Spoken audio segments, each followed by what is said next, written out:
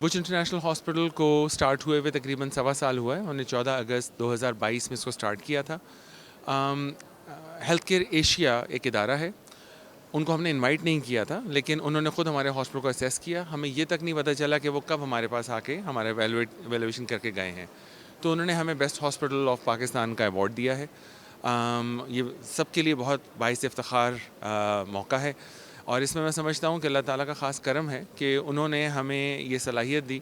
हमने ऐसी टीम इकट्ठी की जिन्होंने पेशेंट्स की मदद के लिए वो तमाम SOPs प्रोटोकॉल जो इंटरनेशनली स्टैंडर्ड होते हैं उनको हमें इम्प्लीमेंट करने का एक चांस दिया, मौका दिया।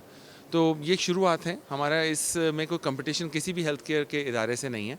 हम समझते हैं कि हमने अपने हर गुजरे हुए दिन को अगले दिन से बेहतर करते चले जाना है।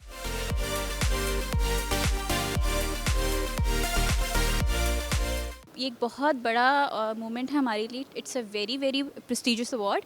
अगर इसको मैं साउथ पंजाब में देखूँ तो आई थिंक इंटरनेशनल लेवल पे हमें ये अवार्ड मिला है। This is actually hospital of the year Pakistan. तो पूरे पाकिस्तान में हमें ये हॉस्पिटल ऑफ द ईयर का अवार्ड मिला है और ये बहुत ही ज़्यादा हमारे लिए एक फ़ख्र की बात है।